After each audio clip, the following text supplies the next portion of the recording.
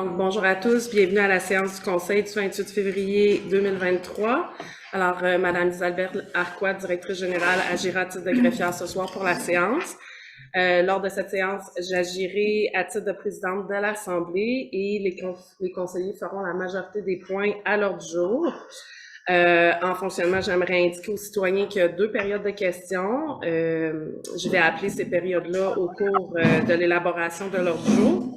Il me fera plaisir de répondre à l'ensemble des questions que les citoyens pourraient avoir là, sur ce sujet, sur un des sujets à l'ordre du jour ou sur tout autre sujet que le citoyen souhaiterait avoir une réponse.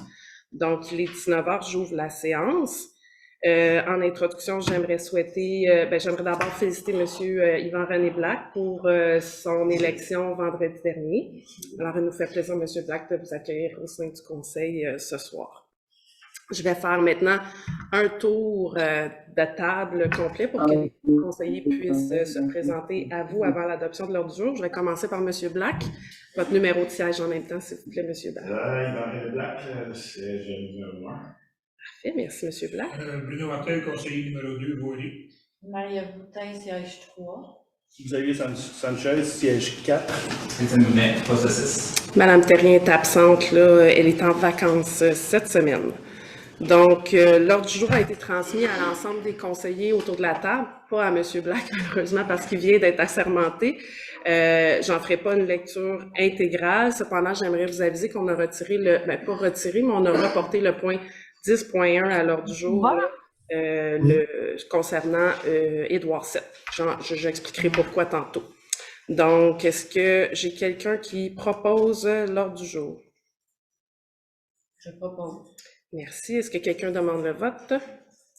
C'est adopté à l'unanimité, ce qui nous amène au point 3.1, greffe et affaires juridiques, procès-verbal de la séance ordinaire du 31 janvier. Monsieur Sanchez? Moi, c'est 4.2. J'aurais besoin de quelqu'un qui propose Oh, l'adoption. Je propose, je m'excuse. Pas de problème.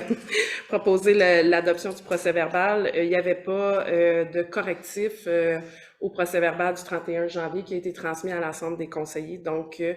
Sanchez propose l'adoption du procès-verbal tel que présenté aux conseillers. Est-ce que quelqu'un demande le vote? C'est adopté à l'unanimité, ce qui nous amène au point 3.2, avis de motion et projet de règlement UR 1400 relatif à la démolition des immeubles. Monsieur Brunet? Oui, donc je dépose une motion pour le projet de règlement UR 1400 qui vise à réglementer la démolition d'immeubles à caractère patrimonial. Donc, c'est un dépôt, un avis de motion, ce qui nous amène... Est-ce que j'ai besoin d'un vote, Isabelle, sur un avis de motion? Non, c'est ça, je pensais. 3.3, politique de communication. Madame Boutin, à vous la parole. Oui, je propose la politique de communication qui est en effet des modes d'affichage et de communication au public par rapport aux différents parties impliquées de la municipalité. Donc, je propose d'adopter cette politique. Est-ce que quelqu'un demande le vote? C'est adopté à l'unanimité. Well, je dis à l'unanimité depuis tantôt, mais je devrais dire à l'unanimité avec abstention, parce que M. Black... En fait, je demanderais le vote sur un point. Oui, c'est ça. Fait qu'on va dire à l'unanimité avec abstention, c'est bon. Excellent. 3.4, certificat d'enregistrement des personnes habiles à voter pour le règlement d'emprunt RE 312. Donc, ce point-là, dans le fond, c'est que on dépose séance tenante le certificat d'attestation relatif au déroulement des procédures d'enregistrement des personnes habiles à voter. C'est concernant une dépense de 406 848 $ pour la réfection du parc de maisons mobiles Landry. Donc, la municipalité avait dans ses priorités de réfection des routes dans un rapport de la firme Genexco, avait comme priorité, une priorité urgente pour la réfection de cette entrée-là charretière qui touche tout le domaine Landry au bout du territoire ici de la municipalité. Cette réfection-là apportait des coûts de 406 848 $ qui étaient à la dépense des gens qui étaient qui était dans le parc Landry parce que c'est pas une voie qui dessert toute la municipalité de Saint-Georges. Donc, le conseil souhaitait faire un règlement d'emprunt qui serait à la charge de la propriétaire qui est Madame Larreau dans ce secteur-là. On sait par contre que la propriétaire peut décider de charger les citoyens qui restent dans le parc mobile. Donc, le conseil avait pris comme décision d'aviser l'ensemble des citoyens pour qu'ils puissent pouvoir avoir le droit de voter sur le rejet de cet emprunt-là pour la réfection de la route, considérant que ça avait un impact financier pour eux. Alors, dans le fond, les gens sont venus voter pour ça. Il y a 87 personnes qui étaient habiles à voter. Nous avions besoin de 20 signatures requises. Il y a 51 personnes qui ont voté contre le règlement d'emprunt. Donc, le règlement d'emprunt numéro RE 312 a été rejeté. Voilà, donc c'est un avis pour vous aviser. Point 4, administration générale. Offre de service pour la location d'un photocopieur. Monsieur Martel, à vous la parole. Le photocopieur du bureau de la municipalité arrive en fin de vie, il y a déjà 5 ans. J'ai commencé à tirer de la patte un peu, fait que je propose d'accepter l'offre de service de l'entreprise Copiscan pour la location d'un photocopieur Xerox au coût mensuel de 205 $ plus taxes et autres frais associés. Est-ce que quelqu'un demande le vote? C'est adopté à l'unanimité, ce qui nous amène à 4.2, acquisition de logiciels de loisirs Kidigo. Monsieur Sanchez, à vous la parole. Je propose l'acquisition par la municipalité du logiciel Kidigo pour la gestion des activités, loisirs, comme les inscriptions, la complétion des formulaires, le paiement en ligne et plus. Cet achat d'une valeur de 840 $ annuel plus taxes. Dans le fond, on avait beaucoup de citoyens qui nous disaient que c'était un peu complexe, là, les remplissages de formulaires, aller porter le chèque à la municipalité, tout ça. Fait qu'on a voulu offrir un moyen en ligne de pouvoir profiter de l'inscription. Donc voilà, est-ce que quelqu'un demande le vote? C'est adopté à l'unanimité, ce qui nous amène à 4.3, renouvellement de l'adhésion pour à son ordre, pour le coordonnateur à l'aménagement et l'inspection. Monsieur Martel, à vous la parole. Notre urbaniste, M. Blais, de la municipalité Saint-Jacques, doit faire partie de l'Ordre des urbanistes du Québec. Je propose donc d'autoriser le renouvellement d'adhésion de M. Blais à l'Ordre des urbanistes du Québec pour l'année 2023-2024 au coût de 648 $ et 26 sous plus taxes. Parfait, merci M. Martel. Il faut comprendre que ça fait partie du contrat de travail de M. Blais. Et donc, voilà. Est-ce que quelqu'un demande le vote? C'est adopté à l'unanimité. Point 5, finances et trésorerie. Compte à payer, M. Étienne. Nous avons reçu copie des comptes à payer pour le mois de janvier 2023. Les informations nous semblent conformes. Je propose donc de l'adopter. Parfait. Est-ce que quelqu'un demande le vote? C'est adopté à l'unanimité avec abstention. Information, services et associations, Madame. Oui, bonsoir. Moi, pour ceux qui ne me connaissent pas, je m'occupe de la friperie ici au sous-sol du centre communautaire. Donc, c'est pour vous aviser qu'on a fait une belle vente de sacs. On a réussi à ramasser en 2 jours un peu plus de 1 000 $. Donc, je remercie tous ceux qui sont venus acheter. Puis, c'est encore le même horaire pour cette semaine. Donc, jeudi de 2 à 5 et vendredi de 6h30 à 9 ici en bas. Vous rentrez par en avant. Puis aussi vous dire qu'on recueille toujours vos dons dans le bac en face du centre communautaire. Merci, c'est tout. Merci. Ce qui nous amène au point 7, information aux citoyens. Je voulais juste faire un rappel aux citoyens que la période d'inscription pour le 30 jours est en cours. Il y a un rabais de 50 $ par semaine qui est disponible pour les familles, en plus de la subvention que la municipalité donne là, pour un montant fixe au bout de la saison estivale. C'est un montant par semaine pour un maximum fixe pour la période estivale. Donc, si les gens veulent s'inscrire, ils ont juste à Madame Arquette, c'est en ligne, je pense? C'est en ligne. Directement de Youpi. Le lien est disponible sur notre site. Donc, voilà. Ce qui nous amène à la première période de questions. Je vais demander aux gens dans la salle d'abord, est-ce qu'il y a des questions dans la salle? Oui, Monsieur Lestage. On commence par M. Benoît. Ah, j'ai pas vu M. Benoît. Non, monsieur? Moi, je veux savoir concernant le photocopieur qu'on a acheté il y a 5 ans, jusqu'à là. C'est déjà 18. Ça. Oui. La technologie avance rapidement, l'appareil fonctionne à plein régime avec le Jacqueminois, avec les gens du bureau. Il y a eu divers entretiens qui ont été faits de manière régulière, mais malheureusement, la technologie avance, comme j'ai dit. Il y a des enjeux avec l'appareil qui fournit plus aussi bien.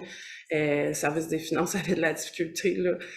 Donc voilà. Puis la raison pour laquelle on a choisi d'y aller par une location, c'est justement pour cette raison-là, c'est-à-dire que puisque la technologie avance rapidement, puis que ça revient cher à la fois à acheter l'appareil, on a décidé d'y aller pour une location.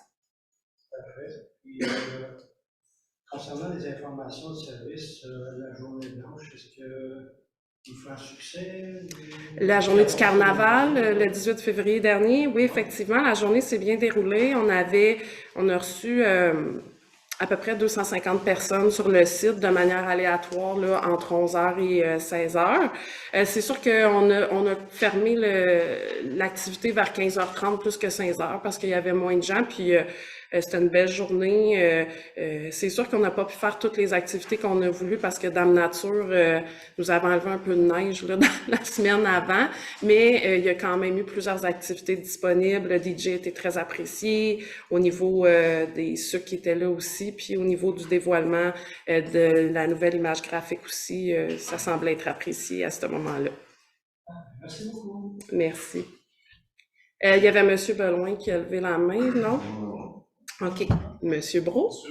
J'avais une petite question sur le projet de règlement numéro, ne l'ayant pas sous la main, là, je me questionne, j'ai pu comprendre, c'est pour des bâtiments patrimoniaux, pour limiter la démolition, Oui. Penses-tu produire une liste de bâtiments qu'on va cibler? Oui, en fait, la liste, elle est déjà produite. Donc, en 2021, le gouvernement du Québec a mis en place une nouvelle loi. Je ne sais pas si vous vous rappelez, dans les nouvelles, il y avait eu la démolition d'un bâtiment à Chambly qui avait fait la une. Là, c'était un drame complet.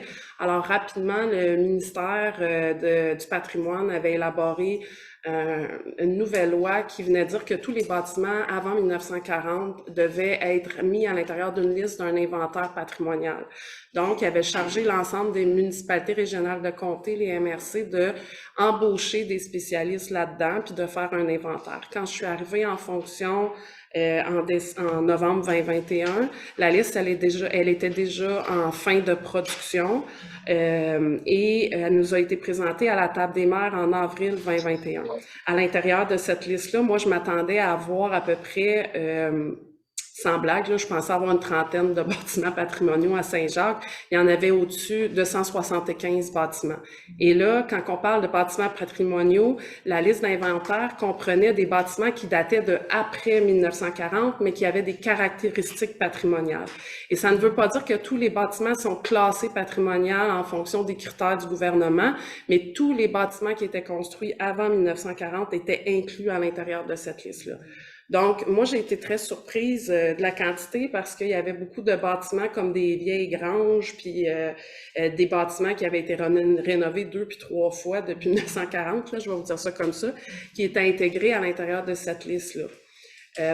Moi, j'ai fait une intervention auprès de la MRC suite à la consultation avec notre urbaniste ici pour faire retirer certains bâtiments parce que ça a un impact important pour les citoyens.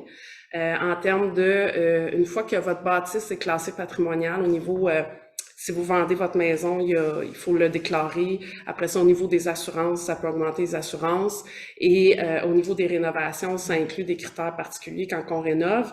Et au niveau de la démolition, la nouvelle loi nous obligeait à mettre en place un comité à l'intérieur de chacune des municipalités qui viendrait, dans le fond, créer des critères pour est-ce qu'on accepte ou on n'accepte pas de démolir un bâtiment en fonction de ces critères-là. Ce comité-là ferait des recommandations au conseil et le conseil, par la suite, décide si oui ou non il accepte la démolition du bâtiment.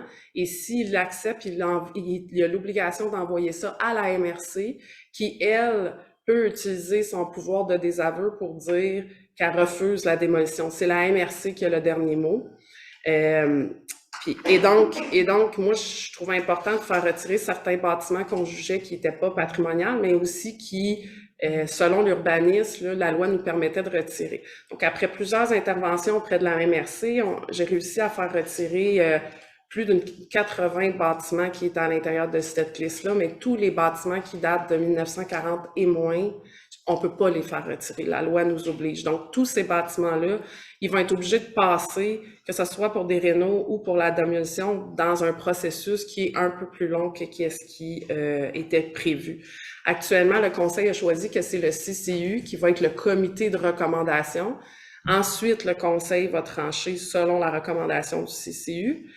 Et après ça, ça va passer à la MRC. Pourquoi l'avis de motion ce soir? C'est le règlement de démolition qui est en lien avec ça. On va être obligé aussi de faire une consultation publique par rapport à ça qui va se passer à la fin du mois de mars. Les gens vont être avisés par avis public sur le site de la municipalité. Ils vont pouvoir se présenter, voir le règlement, discuter avec l'urbanisme et les personnes présentes. Et après ça, le règlement va être envoyé à la MRC. Il va être entériné par la table des maires. Et après ça, c'est l'inventaire puis c'est le projet de règlement de démolition qui va s'appliquer. Une fois ça dit, sachez que, je l'ai dit tantôt, le gouvernement du Québec a adopté de manière rapide ce règlement-là, puis tous les faufinages, puis les petites affaires particulières, les questions particulières, c'est pas encore répondu.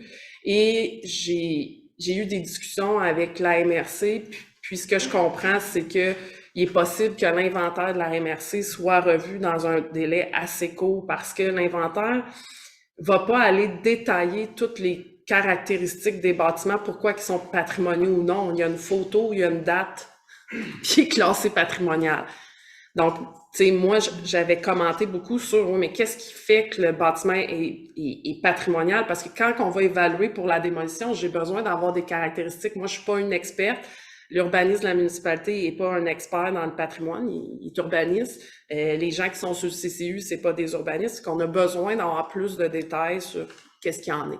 Fait que ça s'en vient. Fait que c'est une longue réponse. J'espère que c'est clair. La loi en question, du règlement, c'est une loi ou c'est un règlement? C'est une loi. C'est une loi qui a été adoptée en avril, mais je n'ai pas la loi, par exemple. Mais si vous envoyez un courriel à M.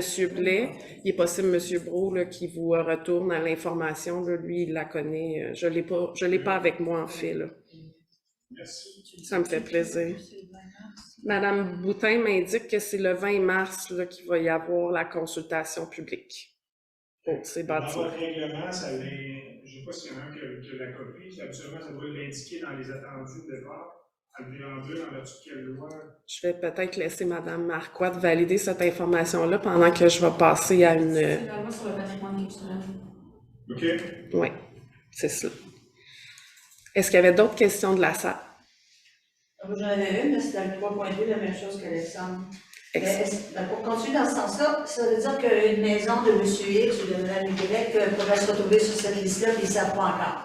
Ouais. Non, la liste, elle est là, elle est en... Non, elles ne le savent pas. Moi, j'ai intervenu à 3 reprises auprès de la MRC pour qu'il y ait une communication qui soit envoyée aux citoyens.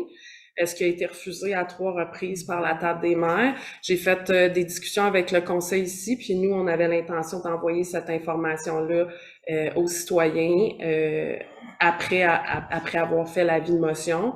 J'avais fait envoyer une lettre à l'ensemble des agriculteurs pour les rencontrer, connaître leur réalité, puis à la rencontre des agriculteurs, j'ai pris la peine de mentionner cette information-là. Donc, oui, l'information s'en venait, Mme Trottier, par rapport à ça.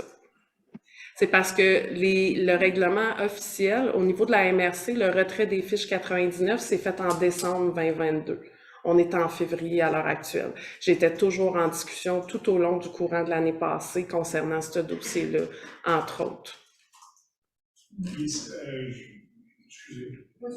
Je me questionne, quand on dit, je n'ai pas lu la loi, Ouais. mais est-ce que vous avez obtenu des avis légaux à savoir, quand on dit on doit le faire, est-ce est-ce que c'était une nécessité d'être fait immédiatement? Est-ce que ça n'aurait pas, selon L'inventaire ou le... L'inventaire, c'est plus de rendre que la loi qui est un règlement qui vienne... Oui, le règlement était obligatoire, le dépôt est obligatoire avant avril 2023. Avant le 1er avril 2023, c'était obligatoire ce dépôt-là. Vous ne croyez pas qu'il aurait été plus pertinent d'aviser le monde avant de faire l'avis de motion, parce que l'avis de motion vient empêcher toute personne, parce qu'on c'est un long débat, là, mais il y a beaucoup de bâtiments, un peu comme vous le disiez, là, qui sont avant 1940.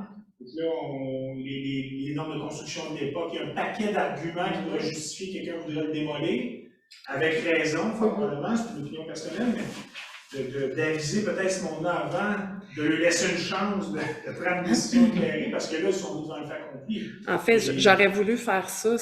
L'enjeu, c'est au niveau, comme je vous dis, le règlement a été adopté, pas le règlement, mais la fiche finale pour Saint-Jacques-la-Mineure a été adoptée en décembre. Je me suis battue jusqu'à cette période-là pour retirer. Fait que j'avais pas la fiche, la date finale. Fait que pour aviser les gens, je devais avoir la liste complète de qui est retenu et n'est pas retenu sur la liste. Et là, je suis pris parce que ça a été adopté en décembre. Puis là, après ça, vous avisez, j'en suis, puis c'était l'objectif de le faire. Mais je débattais encore avec la MRC pour que cette communication-là parle de la MRC. Puis une fois ça dit, j'ai pas le choix de faire l'avis de motion maintenant pour respecter tous les délais pour arriver en avril. Fait que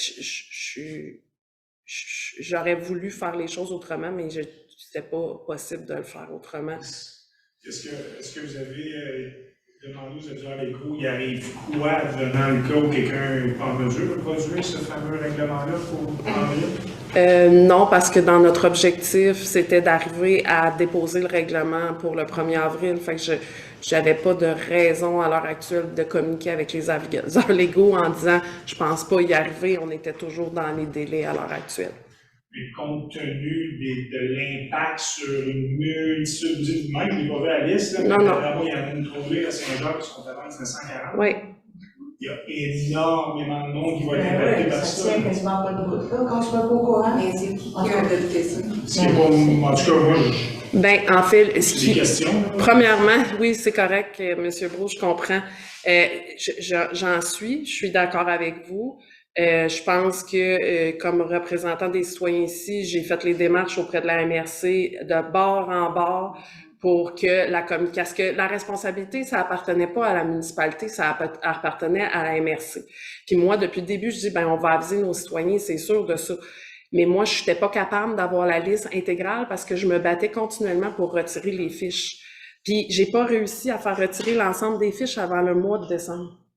Fait que là, je suis comme minuit moins une, mais ça a été ça pareil. Ça a été ça la discussion puis le débat auprès de la MRC.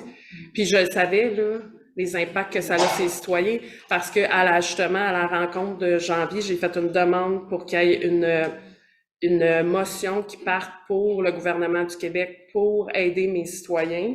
J'aurais demandé qu'il y ait une motion qui parte de la MRC, de la table des maires, pour demander au gouvernement du Québec de faire des interventions, auprès des assureurs qui augmentent de manière faramineuse les prix au niveau du patrimoine.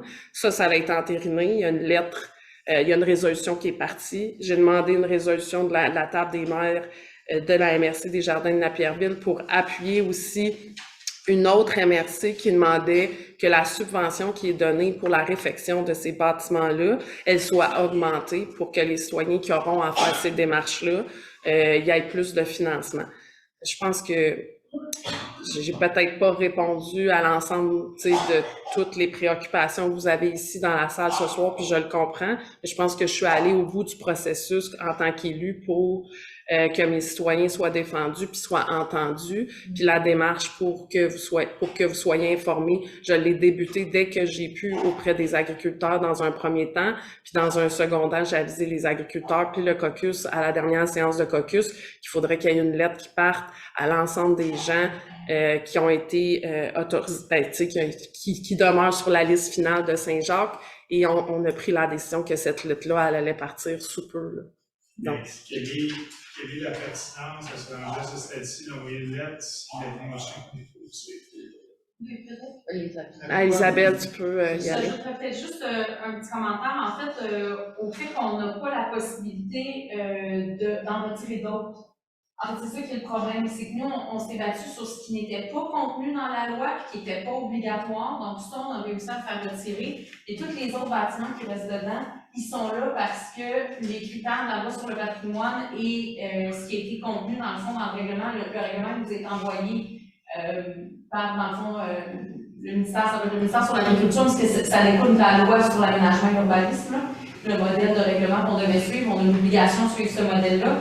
Et donc, on n'a plus de possibilité de faire de modifications. Donc, c'est un peu pour ça que la lettre vienne avant ou après, au final, ça a énormément de conséquences sur les gens, et c'est là où on veut faire des pressions sur la MRC et sur le ministère de ces conséquences-là, parce que nous, après ça, autant comme citoyens ou comme municipalité, on n'a plus de pouvoir. On n'a plus le droit de la modifier. Vous êtes d'accord avec moi que s'il n'y a pas de règlement, cette liste-là a bel et bien beau exister et ne peut plus pouvoir être modifié, mais il n'y a aucun pouvoir législatif pour restreindre quelqu'un qui fait partie de cette liste-là à démolir, par exemple. En fait, c'est à l'avantage, si je peux continuer, c'est à notre avantage comme municipalité d'adopter le règlement, parce que si on n'a pas ce règlement-là, en fait, en adoptant le règlement, ce qu'on vient de dire, c'est si vous avez à démolir un bâtiment patrimonial, vous devez passer par notre CCU local qui se prononce et qui peut dire on va autoriser une démolition ou non, et qui pourrait l'autoriser. Donc, la personne pourrait continuer avec son processus. Si on n'a pas le règlement avant le 1er avril, les demandes doivent être envoyées au ministère du patrimoine, de la culture et compagnie, et eux ont un délai minimal de 90 jours avant de se prononcer. Et ont possiblement plus de chances de refuser la démolition que le CCU ici, puis le conseil ici qui est au courant des enjeux pour les citoyens, que ce soit financier ou les enjeux, tu sais, comme je l'ai expliqué tantôt, ça fait 4 fois que tu as un bardeau de cèdre qui a été rechangé, puis que tu as du clapboard en avant, puis ça n'a plus rien à voir avec un bâtiment patrimonial. Je pense que les gens qui sont assis autour de la cave sont capables de voir que à un moment donné, là, c'est pas... tu sais, je vous l'ai dit tantôt, là, on pensait qu'il y avait une trentaine de bâtiments. On a été un peu pris de court par la liste de 160 équipes. Mais comment la personne qui a fait la liste a pu évaluer les maisons? Ça l'allait, ça l'allait pas à date de 1948, puis à date de 1942. Comment cette personne-là a, pu évaluer la liste? Et deux, vous parlez que les assurances ont augmenté. C'est comme un peu... oui, là, d'être, je sais pas si j'aurais parti, là, mais que quelqu'un en fasse partie, puis que ses assurances vont augmenter. Quel critère, là, ça nous tombe sur la tête, ça tombe sur la tête des citoyens, puis on n'est pas au courant de rien, puis c'est weird, là, je trouve. Mais là, je pense qu'au niveau de la communication, je l'ai expliqué quand même de manière élaborée, les raisons qui nous ont amenés à être ici maintenant, puis que la communication va partir maintenant. Pour ce qui est de votre questionnement, Madame Trottier, moi, j'ai questionné de la même manière au niveau de la MRC quand on a rencontré les gens de la firme qui ont fait l'évaluation. Puis c'est sûr qu'eux autres, ils ont une expertise en ça, mais comme je vous l'ai dit, moi, j'étais très surprise en regardant l'inventaire de voir juste des éléments très basiques, je vais dire ça comme ça, pas de critères architecturaux, pas d'éléments en lien avec beaucoup de choses autres qu'un style ou autre qu'une date de construction. Puis ça, je l'ai questionné, puis on nous a dit que de la manière que le règlement, la loi était passée, il n'y avait pas à donner les critères que, en bout de piste, c'était 1940 et plus bas. Là, il faudrait poser la question au gouvernement du Québec pour la suite, parce que moi, je pense qu'honnêtement, ma perception à moi, c'est que dans la foulée de ce qui s'est passé avec Chambly, on a voulu éteindre un peu le feu, puis on a passé... Oui, c'est ça. Puis après ça, c'est dans les municipalités, arrangez-vous pour gérer ça, puis dans les MRC, arrangez-vous pour gérer ça. Fait que voilà, comme je vous ai dit aussi, Madame Trottier, il demeure plein de questions, il demeure plein d'éléments pas clairs que je serais pas en mesure de vous répondre parce que j'ai posé les mêmes questions à la MRC, j'ai pas eu de réponse. Puis la MRC pose des questions au ministère, puis il n'y a pas plus de réponses. Puis la dernière conversation que j'ai eue avec l'urbaniste de la MRC, c'est « Madame Paiement, ça se peut que l'inventaire soit refait dans le courant de l'année prochaine parce que ça se peut qu'il y ait des critères qui descendent plus spécifiques du gouvernement. » Oui. Oui, la liste, elle est disponible à la municipalité. Là, Sur le... Oui, Isabelle? Elle va l'être maintenant, elle est rendue publique par le dépôt ce soir du projet de OK, règlement. fait qu'on va le mettre sur le site Oui, avec le projet de règlement. Avec le projet de règlement, ça va être sur le site web de la municipalité. Puis comme je vous ai dit, on devait envoyer une lettre. Tu sais, on a eu le caucus la semaine passée. On devait passer le règlement, puis on a envoyé une lettre à l'ensemble des citoyens qui étaient touchés par ça. Fait que théoriquement, si votre maison est dans l'inventaire, vous devriez recevoir une lettre. Mais je vous invite fortement à communiquer quand même, là. Tu sais, aller voir sur le site de la municipalité parce qu'on voudrait pas que personne tombe dans le crack du sofa, comme on dit. J'ai vraiment une dernière question sur le sujet. C'est correct que Maître Brault. Mais là, si c'est très, très légal, là. Ça a quand même un impact Oui. assez important. Donc, je me questionnais simplement, je comprends que le conseil, les recommandations viennent d'une firme externe. Qui a été embauché par la MRC. Urbaniste. Non, c'est pas une firme d'urbanisme, c'est une firme spécialisée en patrimoine. C'est des gens qui travaillent là-dessus, qui ont fait Des le gens tour. qui sont principalement ayant pour mandat de sécuriser le patrimoine. Oui, c'est ça. Mais- Puis ces gens-là qui ont été embauchés par la MRC, ils ont été embauchés avant mon élection. Fait que j'ai pas pu questionner, Les conseils qui ont tout intérêt, eux, à ce que ça se fasse le plus vite possible, parce que eux, dans leur objectif, c'est... Oui, mais Ils de ne se toute questionnent pas trop sur les... Je ne sais pas qu'ils ne se questionnent pas, mais ils ont un penchant un petit peu plus. Ils veulent jouer à faire un règlement pour qu'on ait le plus de contrôle Oui, possible. puis j'en profite pour vous dire que l'église ici présente, le centre communautaire, c'est un bâtiment de 1939. Elle est classée au ministère du patrimoine comme un bâtiment historique, patrimonial supérieur de classe A. La bonne nouvelle, c'est que ça donne des subventions si on décide de rénover. Si on décide de démolir, puis là, partez pas en peur, je suis pas après dire qu'on démolit, là. Je suis juste après dire, si on décide de démolir, il faut que l'Église passe dans le règlement de démolition, puis il faut qu'elle passe par le CCU, puis par le Conseil, puis par la MRC.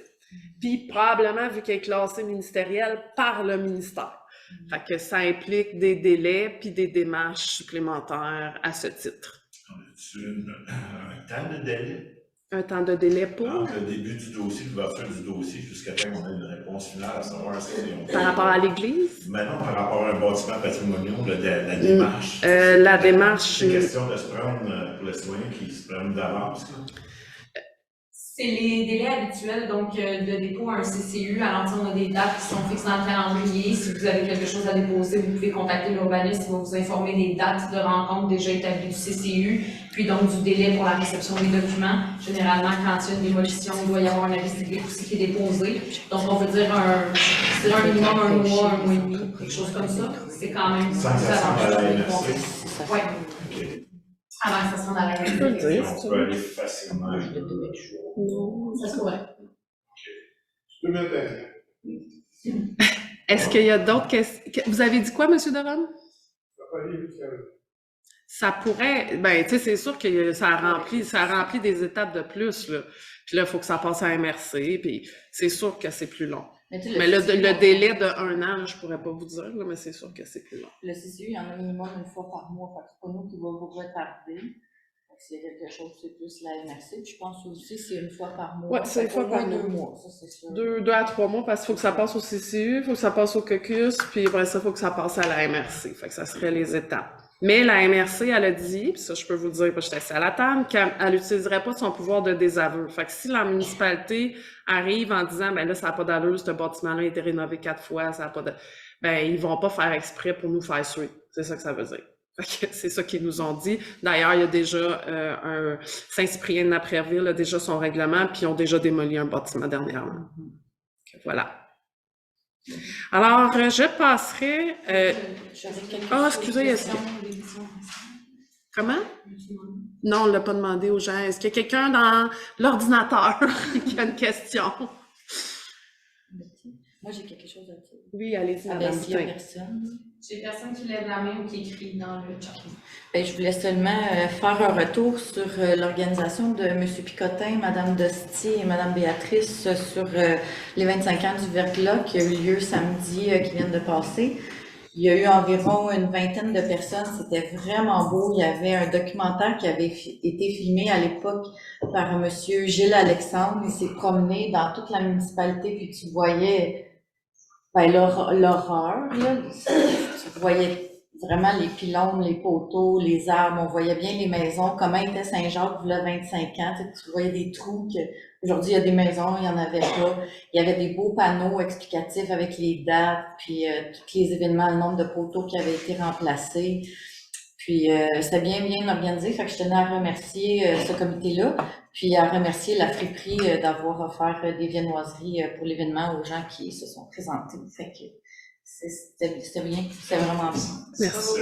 Savez-vous si justement, je n'étais pas au courant, mais si ce documentaire-là ou ce vidéo-là va être publié quelque part, on pourrait y avoir accès? Je pourrais demander à M. Picotin si on pourrait le mettre sur le site internet de la ville, parce que vraiment, ils ont trouvé ça par hasard que M. Alexandre il a monté jusqu'à Napierville. Tu vois, Napierville, c'était même pas développé, là, sur la... Peut-être qu'on pourrait le mettre sur la chaîne YouTube de la municipalité. Mais c'était vraiment bien, c'était beau. C'était beau malgré la désolation de l'événement, là. Merci, Mme Boutin, de l'avoir souligné, c'est gentil. Donc, point 9, sécurité publique, rapport d'activité du service de sécurité d'incendie de 2022. Monsieur Sanchez, à vous la parole. Je propose de déposer le rapport d'activité 2022 du service de sécurité incendie de Saint-Jacques-le-Mineur, d'autoriser la directrice générale à transmettre une copie à la MRC des Jardins de Napierville et de le rendre disponible sur le site Internet de la municipalité suivant son dépôt. Est-ce que quelqu'un demande le vote? C'est adopté à l'unanimité. 9.2, plan de mise en œuvre du schéma de couverture de risque de l'an 10. Monsieur Sanchez, à vous la parole. Je propose de déposer le plan de mise en œuvre de l'an 10 du service de sécurité incendie de Saint-Jacques-le-Mineur, d'autoriser la directrice générale à en transmettre une copie à la MRC des Jardins de Napierville. Pour ceux qui ne savent pas c'est quoi, là, dans le fond, on a un schéma de couverture de risque à respecter, donc c'est des respects des normes au niveau incendie à respecter, puis à chaque année, il faut faire un rapport de ça pour voir si on a atteint 100%, 50%, 80%. Il y a la prévention là-dedans, il y a le temps de réponse, il y a toutes sortes de trucs comme dans notre rapport du service incendie. C'est intéressant à regarder. Puis voilà, dans la majorité des points, on est à 100%. Il y a certains points qui a des améliorations à voir là, au niveau de la prévention, entre autres, sur certains bâtiments, mais c'est un peu de notre faute au niveau de la municipalité parce qu'on n'avait pas de préventionniste, il n'y en avait pas à la MRC non plus l'année dernière. Donc, il y a eu certains enjeux au niveau des catégories 2, 3, 4 là, des bâtiments. Mais il n'y a pas d'enjeu tu sais, on a un délai pour les faire, mais ce que je veux dire, c'est qu'habituellement, on en fait un peu chaque année, puis on n'a pas pu en faire l'année passée. Il y a de la prévention qui a été faite sur les bâtiments résidentiels, par contre. Donc, voilà. Est-ce que quelqu'un demande le vote? C'est adopté à l'unanimité avec abstention. Représentant du comité technique en incendie de la MRC, M. Sanchez. Je propose de nommer M. Alexandre Ducharme Saint-Amour en sa qualité de directeur par intérim du service sécurité incendie de Saint-Jacques-le-Mineur, représentant de la municipalité sur le comité technique en incendie de la MRC des Jardins de Napierville. Parfait. Est-ce que quelqu'un demande le vote? C'est adopté à l'unanimité avec abstention. Donc, le point 10, travaux publics 10.1. Lancement d'appel d'offres publics. Oui, mais je voulais juste l'expliquer aux citoyens. Dans le fond, c'est qu'on a reporté ce point-là parce que la route Édouard VII, la section entre la Carrière puis Saint-Philippe, c'est une section où on a besoin de faire beaucoup de travaux. Entre autres, on a besoin de revoir la berge, la structure de la berge. On a besoin de la stabilisation de la berge. On a besoin de boucher les trous. On a besoin, c'est pas juste de boucher, c'est de refaire toute l'asphalte en profondeur. Puis cette section-là de 1,1 km va nous coûter 1,1 million de dollars.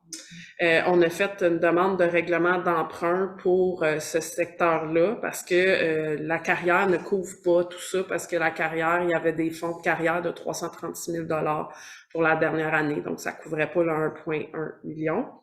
Par contre, en rencontre avec nos agriculteurs, il y a quelqu'un qui a soulevé le fait que il y avait le projet Hydro-Hertel qui était supposé de passer par là. On était bien au fait de ça, c'est juste qu'on nous avait dit qu'on passait sur les côtés, mais l'information que M. Bisaillon avait de sa qualité de représentant de l'UPA, c'était qu'en bout de piste, ça allait pas passer juste ses côtés, mais que ça allait empiétrer peut-être un petit peu sur le milieu de la route. Alors là, on a fait une intervention auprès d'Hydro-Québec la semaine dernière pour dire, ben là, c'est parce que c'est pas ça que vous nous aviez dit. Vous nous aviez dit que vous passiez juste, puis là, c'est ce que ça a changé. Puis finalement, ça l'a changé un petit peu. Ça se peut qu'il passe un petit peu plus large que juste sur le côté. Fait que là, faire une réflexion, lancer un appel d'offres pour réparer la route, alors qu'il faut se coordonner avec les travaux d'Hydro-Québec pour pas faire la job 2 fois. Surtout pas à 1,1 million de dollars. Alors, on a reporté ce point-ci juste pour être sûr qu'on coordonne bien les travaux avec les ingénieurs. Par contre, il y a des choses qui vont être faites quand même au niveau de la stabilisation de la berge. Ça va être très important. La réfection de ponceaux aussi, 3 ponceaux. On a 8 ponceaux à faire cette année, mais il y a au moins 3 ponceaux dans cette section-là qui ont besoin d'être faits. Donc, ça va être fait.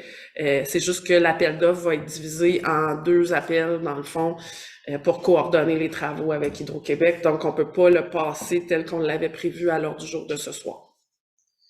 Je voulais juste vous l'expliquer. Alors, ça nous amène à 10.2. Monsieur Martel, à vous... Madame Boutin, excusez. Moi, je vais juste proposer. Ah, tu fais juste proposer. Ah oui, c'est vrai, excusez, pardon.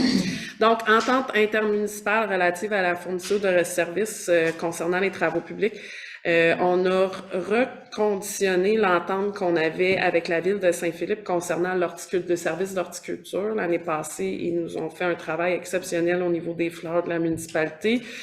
Ça coûte moins cher parce qu'on partage une ressource avec la ville de Saint-Philippe.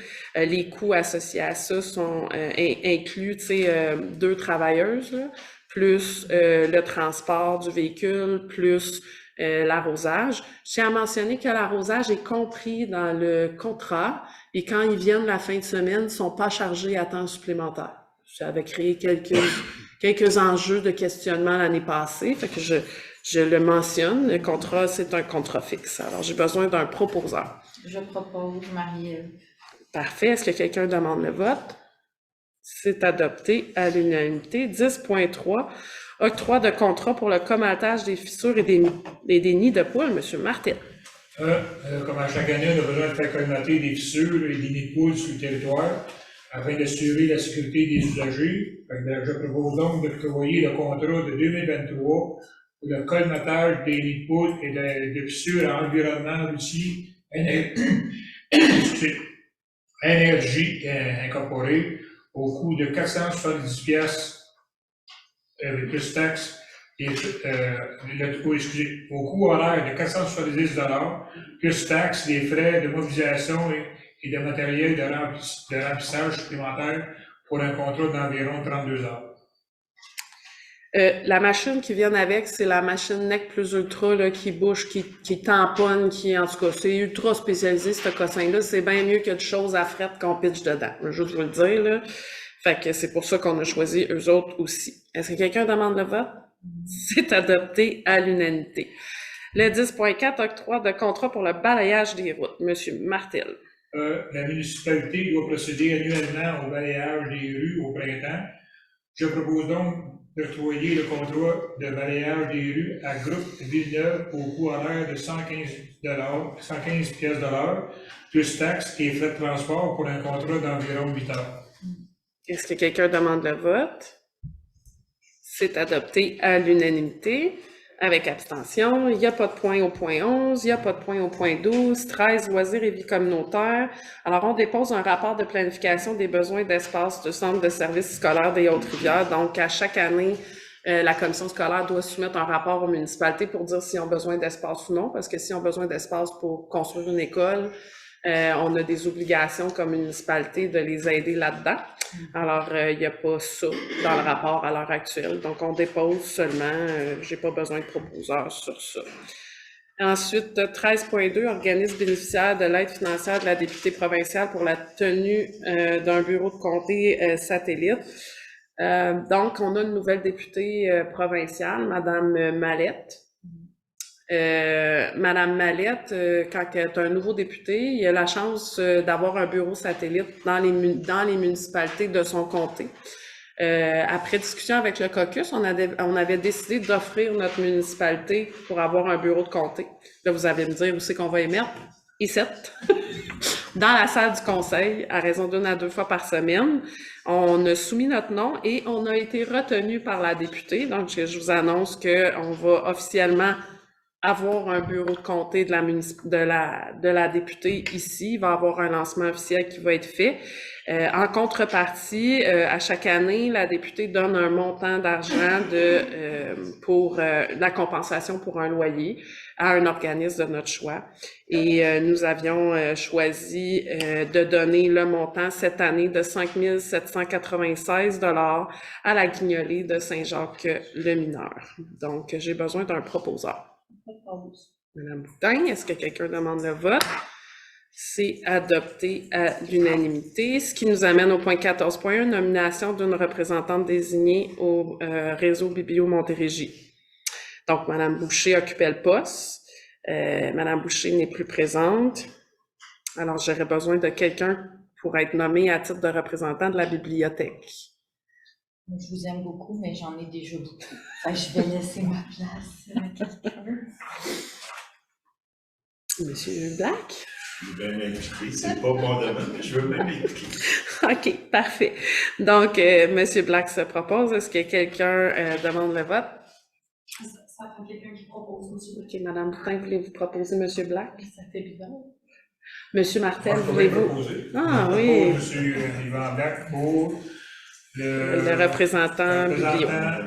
le réseau biblio de la Montérégie. Oui. Ah oui? Oui. Donc, est-ce que quelqu'un demande le vote? C'est adopté à l'unanimité, ce qui nous amène à la deuxième période de questions. Est-ce qu'il y a d'autres questions dans la salle? Oui, Madame Trottier. J'ai deux questions. Le point 13.2, donc vous voulez parler du bureau satellite de Mme Mallette, vous nous dites 1 à 2 jours par mois ou par semaine? C'est par semaine, hein? C'est une journée. Une journée par semaine. Oui. OK. Dans la deuxième question, concerne le logo qui vient d'être lancé par la municipalité, j'ai différentes questions sur ce niveau-là. Oui. Premièrement, je voudrais commenter. Moi, je trouve qu'il est inacceptable, qu'il ne représente pas les citoyens de Saint-Jacques-le-Mineur. Étant une fille qui a travaillé en communication, je veux vous dire que je le trouve assez ambigu. Quand vous l'utilisez, même ce soir sur l'ordre du jour, le fier de Noracine n'est même pas inscrit. Je trouve que je me demande comment vous avez pu concocter ce logo-là sans consulter la population et sans même les avertir. Vous avez fait une résolution du conseil au mois d'août. Le libellé était que vous donniez un mandat pour la création d'un logo et un cahier de charge au coût de 9 500 $. Vous avez refait on n'en a plus entendu parler, vous avez eu une autre résolution du conseil le 22 novembre, nouveau logo graphique pour la municipalité. Au mois de novembre, le sujet a été reporté. Et le 31 janvier, vous avez adopté le logo sous embargo. Ça veut donc dire que les citoyens ne l'avaient même pas. Et le 18 février, vous avez fait le lancement en surprise à la population avec plein d'objets promotionnels. Moi, une de mes premières questions, c'est dans le 9500, est-ce que tous les objets promotionnels étaient inclus? Est-ce que ça comprenait une campagne de communication? Si oui, c'était pas inclus dans la résolution. Vous répondre à la première question, dans le 9500, les objets promotionnels, la campagne de communication. C'était inclus dans le 9500? Oui, l'ensemble de l'œuvre, il y avait un budget, il n'y a pas dans le 9500 pour les communications, mais on avait un budget pour le lancement du logo qui avait été inclus dans le budget. D'abord, Madame Trottier, puis pour le bénéfice de tout le monde, je vais vous expliquer le procédé là, du caucus, comment on a réfléchi à la question. Quand on est arrivé au conseil, il y avait un contrat qui avait été donné pour revoir tout l'ensemble des communications au niveau de la municipalité. Il y avait le souhait de rétablir certains liens de communication, mais il y avait aussi le souhait de regarder au niveau du site web qui était un site qui était basé en Chine, puis qu'il y avait des enjeux au niveau de la fonctionnalité du site, puis comment il avait été bâti. Il n'était pas convivial, il était difficile d'avoir accès au règlement, il y avait un souhait de revoir l'ensemble. Le contrat a été donné pour revoir l'ensemble de tout ça à travers les discussions avec la firme Carbure qui faisait la révision du site web. Il y a eu des discussions en lien avec, vous parlez du logo, mais nous, c'est une image graphique. OK? Là, je veux pas jouer sur les mots, je veux juste expliquer clairement qu'il n'a jamais été question de retirer l'emblème de la municipalité qui est les armoiries de la municipalité. Les armoiries sont toujours présentes. De un, parce que on est fiers du travail que M. Gauthier a fait sur les armoiries, puis de deux, parce que il y a un respect du caucus, de l'ensemble du travail qui a été fait par les conseils antérieurs. OK? Je vais dire ça comme ça. Une fois ça dit, on nous a posé la question dans le cadre de la révision de comment le site était fait au niveau de la forme, au niveau du graphisme. Est-ce qu'il y a matière à regarder, à créer une nouvelle image graphique pour permettre de faire un trait d'union entre les anciennes générations puis les nouvelles générations? Et le conseil trouvait que c'était une très belle idée. Une fois ça dit, vous le savez, quand on a été élu au conseil, on a créé des comités consultatifs, dont deux dont vous faites partie, Madame Trottier, puis il y a le comité consultatif des communications. On a créé ces comités-là justement pour avoir le pouls des citoyens, puis parce qu'on savait qu'on allait revoir l'ensemble des communications de la municipalité, incluant Facebook, incluant Instagram, tout ça. Vous avez vu, ça a bougé beaucoup dans la dernière année.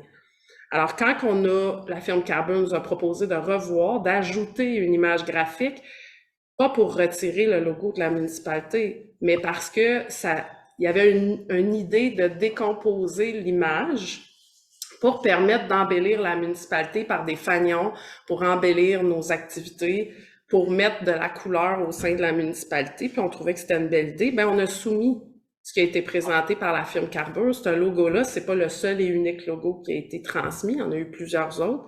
On a soumis ça à notre comité consultatif de communication. Donc, des citoyens étaient assis dessus.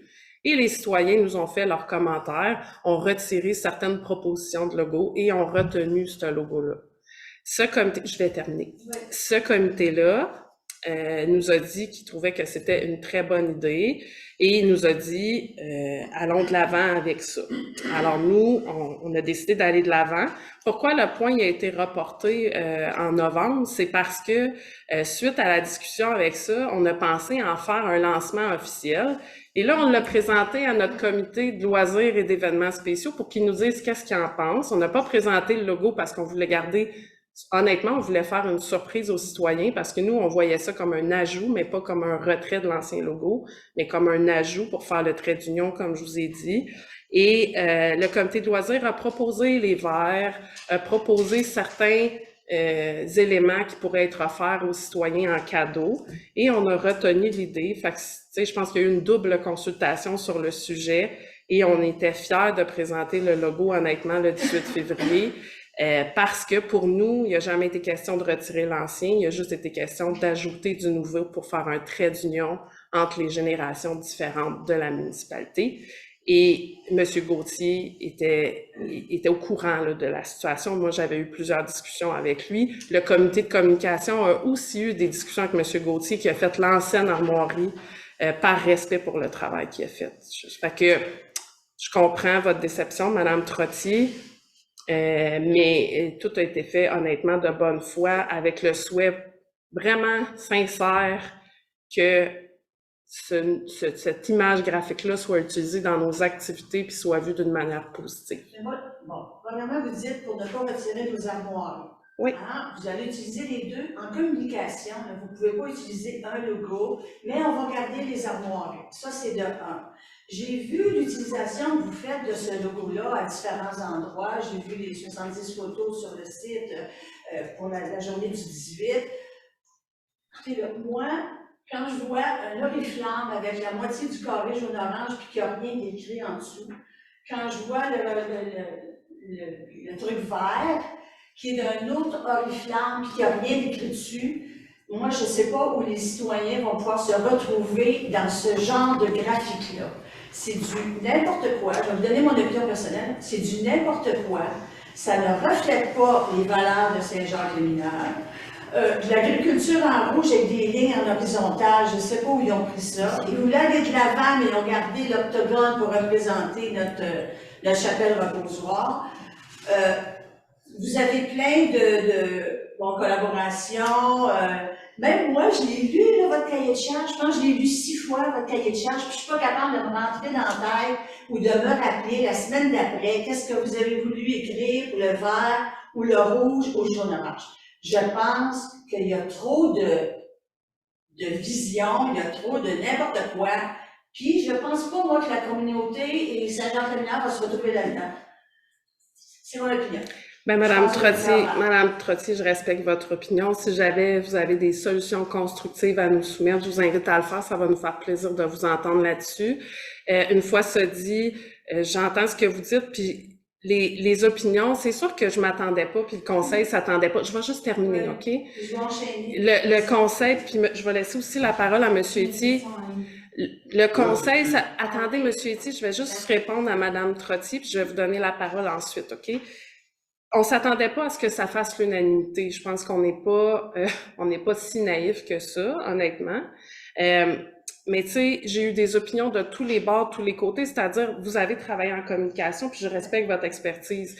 Mais j'ai une graphiste qui me dit qu'il laissait, qui travaille tu sais, dans la municipalité. Puis j'ai une autre graphiste qui est aussi dans la municipalité qui nous a fait des commentaires constructifs en nous disant c'est super beau, les couleurs choisies, c'est très bon pour les gens qui sont non-voyants. Je suis allée lire le cahier de charge, c'est super bien fait. Fait que je pense qu'il y a plusieurs visions différentes, il y a plusieurs regards différents, il y a plusieurs expertises différentes. À un moment donné, je pense que le conseil, il faut qu'il tranche. Le conseil a tranché que ce logo-là, vous l'appelez logo, moi je l'appelle image graphique, c'est pas faisable de manière conjointe avec les armoiries. Moi, je pense que oui. Une fois ça dit, je respecte votre opinion. Et puis je vous le dis, si vous avez des suggestions constructives à apporter, je vous invite à nous les faire, ça va nous faire plaisir de les entendre. Je vais donner la parole à M. Etier parce qu'il y avait... Il y avait Mme Historia qui avait levé la main en premier, par contre. Mais je vais prendre dans la salle, puis je vais prendre ensuite à l'écran. Oui, M. Etier. Ce que Mme vient de dire, j'ai une proposition ici devant moi que le secrétaire a reçue. Je vais vous la laisser. Ça, c'est pour lancer, disons, d'autres suggestions. D'accord. Revoir comme différent. Moi, d'après moi, il manque, disons, de la convivialité dans le graphisme. D'accord. C'est détaché. Je vous propose de quelque chose qui s'appelle comité. Comité qu'on est ensemble. Donc, la communauté est ensemble. Et voici ce que je vous propose. Et ça, c'est pour relancer, pour voir s'il y a d'autres propositions. Madame a parfaitement raison. Il devrait y avoir d'autres propositions. Moi, j'en ai une. J'en vous en donne une un matin, à soir, excusez-moi. Oui. Et vous verrez. Parfait. Et j'aimerais qu'on relance et y aller d'une façon. Vous pouvez le montrer à tout le monde. D'accord. Ben, je comprends que c'est votre Vous pouvez proposition. lire, disons, la description. Ça permet aux gens peut-être de mieux comprendre. D'accord, je vais lire ce que M. Etier mentionne. Donc, un blason représente une communauté, il faut qu'elle se retrouve dans cette effigie. Je suggère de réaménager les 4 symboles en leur donnant la vitalité jacqueminoise. Au centre du sommet, la croix rouge encerclée rappelle les valeurs chrétiennes, la charité, l'entraide véhiculée dans la communauté. Ce petit cercle est au sommet d'un grand cercle formé d'une multitude de points noirs qui représentent les citoyens de la municipalité. Ces points sont noirs parce qu'ils représentent tous les citoyens de la communauté, puisque le noir est constitué de toutes les couleurs. Au milieu du grand cercle, les lignes vertes représentent des sillons dans la terre de l'agriculture, qui est à l'origine du village. Le tout sur un fond beige qui indique la terre en gestation. Bien, merci beaucoup, M. Etier, de votre proposition. Alors, voici ce que propose M. Etier. Ça, c'est pour relancer. C'est une proposition. Madame a raison. S'il y en a d'autres, ouvrez, disons, ou d'avoir d'autres. Et en partant de ça, moi je trouve qu'il y a plus de convivialité. Si vous regardez, j'ai repris certains symboles de votre proposition, mais je les ai organisés, non pas séparés. Je les ai mis en communauté. Voilà. Merci beaucoup pour votre suggestion, M. Etier. Dans le fond, je comprends que ce soir, elle est déposée en séance. J'imagine que ça va être comme au point correspondance. Et le caucus aura la chance de se pencher sur cette suggestion et d'y revenir dans une séance qui suivra. Il y avait une question au niveau du service en ligne. La parole est à vous, Madame Soriol. Oui, alors, bonsoir Madame la conseillère, messieurs les conseillers, Madame la mairesse, également les gens qui sont présents dans la salle. En tant qu'ancienne mairesse de la municipalité de Saint-Jacques-le-Mineur, je vais poser une question qui ne concerne en rien les points qui sont actuellement à l'ordre du jour. Je sais qu'actuellement, sur le Spotted Saint-Jacques, également dans la municipalité, même si je ne suis jamais présente au conseil, aux séances du conseil, je me tiens au courant et je lis tous les procès-verbaux, mais je suis surprise de voir, Madame la mairesse, qu'actuellement, nous n'avons en aucun cas de mention de votre démission que vous avez remise au conseil municipal.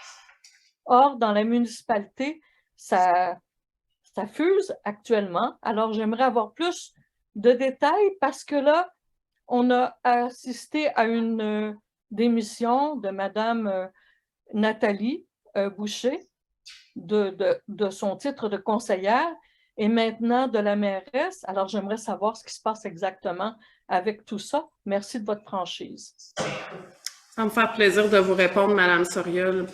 En fait, effectivement, j'ai soumis ma démission mardi dernier, le 23 février, mais effective à partir de demain, le 1er mars. Le départ de Madame Boucher n'a rien à voir avec mon départ. Là. Je veux dire, c'est deux événements complètement distincts, c'est-à-dire Madame Boucher, pour des raisons médicales, choisi de quitter le conseil. Moi, je l'ai mentionné sur ma page de mairesse, mon départ n'a rien à voir avec la magnifique équipe qui se retrouve autour de moi ce soir, ni en lien avec la superbe équipe municipale avec qui j'ai travaillé dans la dernière année. Mon départ a en lien avec la préservation de ma santé mentale. Quand je me suis présentée, j'étais sincère dans ma démarche. Je souhaitais être une mairesse à l'écoute, bienveillante, augmenter les niveaux de communication, renforcer le tissu social de la municipalité. Je pense que je l'ai fait dans la dernière année. Je pense que j'ai tout donné en ce sens-là, mais justement, je pense que j'y ai laissé une partie de ma santé, puis une partie... j'ai mis derrière des choses importantes pour moi pour mettre ma communauté au devant, puis je me suis rendu compte que des fois, je pense pas que c'est malveillant, mais je pense que les réseaux sociaux, c'est pas le bon médium pour aller s'informer, puis c'est pas le bon médium non plus pour venir débattre de nos points, puis de venir faire valoir nos idées. Moi, j'apprécie les gens qui sont dans la salle, qui viennent questionner, qui viennent démocratiquement faire valoir certains éléments. Et je me suis sentie extrêmement affectée dans la dernière année, dans l'ensemble des commentaires que j'ai vus circuler. Et ça m'a affecté énormément au niveau de ma santé psychologique et de ma santé physique. Alors, j'avais un grand conflit de valeurs entre mon sentiment de responsabilité et de loyauté envers les gens qui m'ont élu versus ma famille et ma santé. Et j'ai décidé de prioriser dans mes valeurs ma famille et ma santé. Je quitte avec un très grand regret parce que j'aime mon chez nous, mais je pense que les derniers événements, en lien entre autres avec le logo, l'image graphique, et en lien avec les dossiers plus chauds qui sont difficiles, ont rendu mon mandat extrêmement... ça m'a rendue malheureuse. J'ai choisi mon bonheur. C'est aussi simple que ça. Fait que je laisse la chance aux gens qui sont capables de départager les motifs du rationnel, mais moi, je me suis rendu compte qu'émotivement, j'avais pas la carapace nécessaire pour faire ce travail-là, même si j'ai le cœur gros comme le monde, puis que j'aime mon monde, si je suis pas capable. Fait que voilà, ça répond à la question. Si vous me permettez un dernier commentaire, je vous dirais que je vous comprends tout à fait. C'était également mon cas. mais que j'aurais apprécié apprendre cette démission, non pas par des rumeurs, mais plutôt par une déclaration publique, parce que je pense que les citoyens ont droit à avoir cette transparence-là de la part d'une mairesse. Alors, c'est peut-être le reproche que j'aurais à vous adresser, que j'aurais préféré apprendre ça de vive voix, par les médias, par les journaux, par tout simplement sur le site Internet de la municipalité que je consulte 2 fois par jour, et non pas par des rumeurs que j'entends à droite et à gauche. J'aurais préféré que ça se passe de cette façon-là. Et puis, je vous comprends quand vous dites que vous êtes émotive et que vous quittez parce que vous avez difficulté à départager le côté émotionnel du côté rationnel. C'est également mon cas. Malheureusement, je n'ai pas pu m'expliquer. Merci. Au revoir. Madame Soria, je vous remercie de votre intervention. Je veux juste vous indiquer que puisque ma démission était effective à partir de demain, il y avait un message qui allait être publié sur le site de la municipalité dès demain matin. J'ai pris de l'avance sur mon Facebook de mairesse parce que j'avais besoin de ventiler un petit peu, je m'en excuse. Puis je souhaitais pas utiliser le forum de la séance ce soir pour brailler, je vais dire ça de même, là. Je suis une braillarde, fait que ça me tentait de garder toute la dignité qui me reste pour essayer de passer à travers de cette séance-là, donc j'avais pas prévu de faire de point, mais je prends votre commentaire et je le respecte, Madame Soriol. Je vous comprends, parce que vous m'avez aussi vu brailler, comme vous dites, pour des raisons absolument similaires, mais je continue de penser que le spotted, c'est pas là qu'on devrait apprendre la démission de mairesse et les rumeurs non plus, même si votre démission est officielle à partir de demain. Je comprends même pas pourquoi moi, ça m'est arrivé à mes oreilles par le spotted et par des rumeurs qui circulaient. Alors, j'aurais aimé, pour le moins, avoir ces informations-là d'une façon directe. Merci. C'est noté, mais je vous le dis, je lis plus le spotted, fait que je sais pas ce qui est passé dessus, j'aime mieux pas savoir. Merci beaucoup. Mais vous avez entrepris comme une drôle de démarche sur ce spotted-là de répondre à des gens qui, effectivement, n'osaient pas s'informer sur les médias officiels, mais ça là-dessus, c'est pas... je vous lève mon chapeau, là. Moi, je l'aurais pas fait parce que je pense pas que ce soit le rôle d'une mairesse. Au revoir. Bonne chance à vous, Madame Paiement. Merci beaucoup, Madame Soriol. Madame Trottier, vous vouliez ajouter quelque chose? Sur le dossier du logo, suite à l'intervention de monsieur ici à côté de moi qui vous suggère une autre caractéristique du logo et de vous repencher là-dessus, je trouve effectivement que 2 comités de 12, mettons qu'il y en avait 6 par comité, pour se pencher sur un logo et la création de ça, c'était pas suffisant, qu'il y aurait eu besoin d'une consultation citoyenne. Si jamais vous vous repenchez sur une autre version, je pense que vous devrez vous pencher aussi à retirer partout l'utilisation de celui-là jusqu'à temps que vous décidiez formellement lequel vous utiliserez. Maintenant, vous dites que vous n'avez pas mis de côté les armoiries. Vous allez les utiliser où, les armoiries? Là, on va avoir à un moment donné des armoiries qu'on avait. Puis là, à un moment donné, on travaille avec celui-là. Alors, c'est quoi l'intention du comité ou du conseil d'utilisation des armoiries? Et j'aurais un dernier point, il faudrait les noter. Je reviens avec la résolution 4.1 de service à l'agence Carbure pour la création du logo et d'un guide de normes pratiques graphiques. Si vous ont aidé dans la communication, si vous ont aidé dans la promotion des objets publicitaires, la résolution devra être changée et ça devra être ajouté pour être dans les 9 500 $. Vous devriez le noter comme texte. Il faut corriger la résolution parce que c'est pas écrit offre de service à l'agence Carbure pour la création d'un logo, d'un guide de normes pratiques et d'objets professionnels et de lancement des. Je vous demande de corriger votre résolution éventuellement. Je vais laisser soin à la greffière d'analyser votre demande par rapport au changement de la résolution. Concernant la consultation publique, je vous entends. Vous me faites sourire, Madame Trottier, parce que j'ai souvenir d'un débat qu'on a eu, vous puis moi, sur le changement de commission scolaire, que vous aviez envoyé, que vous aviez envoyé des lettres pour tâter l'eau pour le changement de commission scolaire, alors que ça avait un impact avec beaucoup de familles sur le territoire, puis qu'en bout de piste, personne n'avait été informé de cette information-là avant que quelqu'un lève le flag. Fait que vous me faites beaucoup sourire. Sur une image graphique, vous dites que je devrais faire une consultation publique. Mais, non, mais ça me fait juste sourire, Madame Trottier. Ça me fait juste sourire. J'entends ce que vous... Non, c'est ça. Ben oui. C'est correct, Madame Trottier. C'est correct parce que de toute façon, je veux dire, nous aussi, on a soumis des informations aux citoyens, on a consulté. Je vais laisser le conseil actuel évaluer s'ils ont envie de faire une consultation publique sur le sujet, s'ils ont envie de faire toute autre chose, ils seront à même de décider de cette information-là. Sur ce. C'est les points. C'est excellent, merci beaucoup. Je vais clore la séance à 20h10. Excusez, je ne vous avais pas vu. Bon, écoutez, moi j'ai appelé la municipalité, là, pour les taxes municipales. Oui. Et on m'a dit de venir ici pour les contester. Que je suis en bon endroit.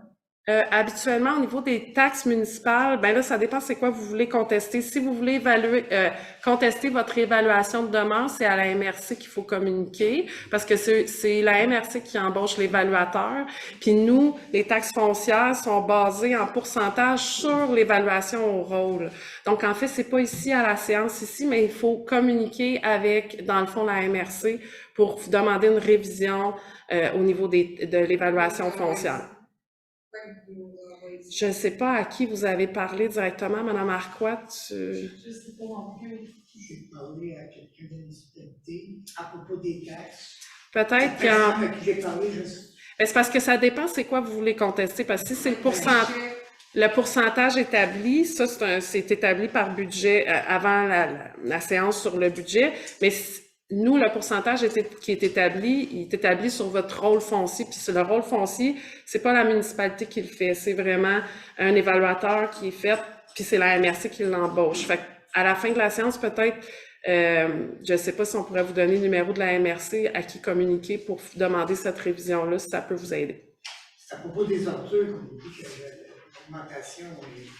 Ben, en fait, il y a plusieurs éléments qui expliquent l'augmentation au niveau des taxes. Entre autres, au niveau du budget des ordures, effectivement, il y a une augmentation des ordures. On a un troisième service maintenant qui est le compost. On a les écocentres. Il y a aussi au niveau de la sécurité civile, on a une augmentation de 100 000 $ au niveau du budget. Au niveau de la SQ, on a des augmentations de 7 % des frais. Même affaire pour la MRC au niveau de la quote-part qu'on paye, on a une augmentation de 7 %. Puis comme je l'ai expliqué tantôt aussi, juste en parlant du boulevard Édouard VII, l'inflation touche tout le monde. L'inflation actuellement est évaluée à 6,2 %.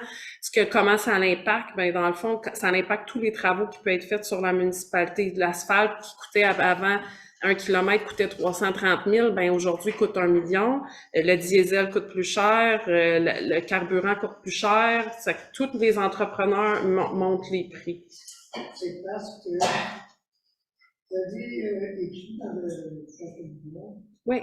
Titre d'exemple, oui. Une maison de 300 000, ils payaient des ordures à 283 $, et puis que nous autres, au parc, on en paye 283 $, puis moi, je paye 368 $. Pourquoi? Ben, tout le monde est à... Je vais laisser Madame Arquois répondre. Juste à cet effet-là, vous avez 2 lignes sur votre compte de taxes cette année par rapport à la collecte des ordures. Donc, c'est particulier, là, on a changé ça, puis on l'a fait de façon uniforme à l'étendue de la MRC parce que maintenant, le service est donné par la MRC, ce qui n'était pas le cas avant. Donc, le montant que vous voyez, le 368, c'est effectivement le montant à la porte. À ça, vous avez un montant de redevance. Donc, qui, lui, n'est pas le même pour toutes les municipalités de la MRC. Ça dépend à quel point les gens recyclent. C'est vraiment ça. Donc, en ce moment, on a seulement le recyclage qui nous permet d'obtenir des redevances. La bonne nouvelle, ça ne paraît pas cette année, à partir de l'année prochaine, on va pouvoir le voir, on va avoir des redevances aussi sur le compost. Donc, plus on composte, plus on recycle, plus cette ligne-là va réduire. Donc, c'est pour ça que le montant va bien. Mais pourquoi le 178 de plus par année? Mais comme j'ai expliqué, il y a un troisième service qui est offert, qui est le service du compostage. Le compostage, vous allez me dire, c'est facultatif. Moi, je veux pas en faire, je comprends. Ça se peut que c'est possible dans votre, c'est possible. Comme un envers. Non. Moi, là, Mais attends, on peut vous aider. Mais on peut vous aider parce que, premièrement, le service de Compo Richelieu qui a été embauché depuis l'été transmet de l'information via la poste régulière. Non, mais là, oui, mais madame, OK, mais vous avez le droit de pas être d'accord, mais je vous donne l'explication. Fait que si vous voulez l'entendre, je vous la donne. Si vous voulez pas l'entendre, je peux pas rien faire de plus. Ben, ça fait partie des services qui sont offerts que vous n'avez pas le choix de prendre. Le compost, madame, la loi prévoit qu'en 2025, toutes les municipalités au Québec à grandeur sont obligées d'avoir le compost. Fait que le compost augmente les coûts, mais il n'y a pas juste ça qui augmente les coûts. Il y a aussi le fait que à cette heure, on a les services d'éco-centre, puis de gros rebuts qui sont prévus directement dans le contrat. Puis comme Mme Marcotte vous l'a expliqué, plus vous allez recycler puis plus vous allez composter, plus ça va réduire les frais au niveau de vos vidanges. Fait que je vous invite à le faire. Puis si vous avez de la difficulté à composter, je vous invite à consulter le site de Compo Richelieu. Puis ils ont envoyé beaucoup de documentation depuis le mois de juin dernier. Toute la documentation a été envoyée à la MRC. Je suis désolée, si c'est le cas, je vous invite à communiquer avec Compo Richelieu via leur site Internet. Ils ont aussi des webinaires. Sur le site, il y a des dépliants à la municipalité si vous en voulez. Puis tout notre site Internet de la municipalité, on a envoyé plein d'informations sur Compo Richelieu. Fait que je vous invite à suivre notre Facebook aussi. J'ai une autre question que je ne comprends pas. Là. Oui, allez-y. Moi, j'ai une maison qui vaut 100 000, qui est évaluée à 134 000. Mm-hmm. Je paye des ordures de 368 Donc, il y a une maison de 300 000 qui paye des ordures de 283 Moi, mais c'est qui ça? Une augmentation de taxe de 23 C'est pas normal. Je ne suis pas certaine de comprendre, monsieur. L'augmentation des taxes sur le résidentiel est de 6 % Vous n'avez pas d'augmentation de 23 Moi, je regarde l'augmentation totale. Ben, L'année passée, je payais 800 870 puis là, j'en paye au-dessus de 1000. Ça 23 de plus d'augmentation. Madame Arquois? C'est pas normal. Ben, c'est juste ici, peut-être qu'il y a une mention à faire au niveau des différents modes. Dans le fond, il y a la taxation sur la valeur foncière, donc qui, elle, est un pourcentage de taxe en fonction de la balance sur les différentes catégories d'usage. Donc, pour le résidentiel, c'est le même taux pour tout le monde. Après, il y a des tarifications qui peuvent être faites. Donc, c'est le cas pour les ordures. Ça, c'est une tarification unitaire. Donc, ça n'a rien à voir avec la valeur. C'est le même montant pour tout le monde. Toutes les unités dans la municipalité vont payer exactement le même montant, donc qui est le 300, comme vous dites, là, je sais, j'ai plus sur la tête, sur les yeux, là, mais le 368 moins, je pense que c'est 85 de redevance qui donne un 283 quelque chose comme ça. Tout le monde paye ce montant-là.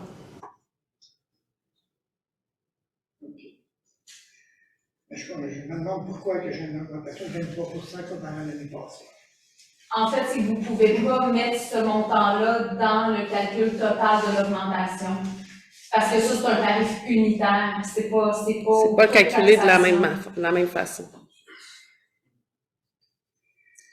Parce qu'en fait, un service comme celui-là, à l'unité, on ne peut pas dire que parce que la maison a une valeur de 100 000 ou parce que la maison a une valeur de 350 000 il y a une différence au niveau de la quantité d'ordures. Ça ne peut pas être calculé de cette façon-là. C'est pour ça que c'est des services. Nous autres, on est à l'autre de Saint-Roch. Mais moi, là, depuis qu'on a acheté là-bas, on n'a jamais eu autant d'augmentation que ça. Mais j'entends ce que vous dites. 180 ou 200 ou je comprends votre on n'a jamais eu ça. Je comprends votre frustration, madame, mais je pense que tout le monde a eu des augmentations importantes dans le Québec au courant de la dernière. Madame, la majorité des maisons, madame, actuellement au Québec, ils sont entre 6 % d'augmentation, puis il y a des municipalités qui sont allées jusqu'à 24 %. En moyenne, c'est entre 6 et 12 %. On s'est tenu au plus bas de ce qu'on était capable, qui était le 6 % au niveau du résidentiel. Je suis désolée si ça vous déçoit, puis vous ne me croyez pas, ça vous appartient, il n'y a pas de problème avec ça. Je vais clore la séance, donc j'ai besoin d'un proposeur. Monsieur Sanchez, il est 20h18. Merci beaucoup à tout le monde.